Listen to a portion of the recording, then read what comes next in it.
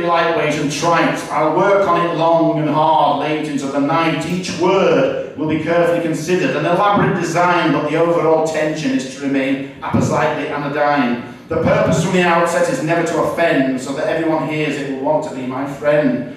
I'm going to write a poem not dangerous in any way, but warm and oh so cuddly and arguably even fey. No one will hear a single word and say it can't be said, and if they did, change it. Find another one instead. It will not hurt a fly, it definitely won't provoke, and no challenge to the status quo, no sardonic joke.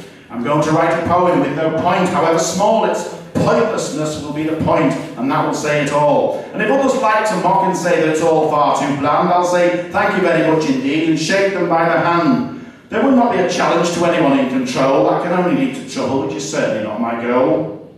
I'm going to write a poem, in fact this could be it, devoid of any animosity, devoid of any wit, but perfect for the times we live in, free speech under threat, and those who express opinions will fall into the net, so I'll keep my head below the parapet and not make any noise, except to praise our leaders who deliver boundless joys. I'm going to write a poem with no contentious subject matter. The voice will come from someone who only seeks to flatter. No underlying message, all will be clearly stated. A manifesto from a man who has been rehabilitated, who sees only altruism from those who pull the strings. They have your interests at heart, so let them do their thing. I'm going to write a poem with all sorts of preconditions, but as I start to pen the words, I feel a deep suspicion that someone won't allow me to be so subservient, for it is embedded in my character to display some small dissent.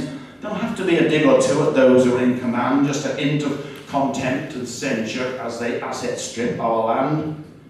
For we are ruled by multi-millionaires who slyly operate, who fill their well-lined pockets while others stand and wait.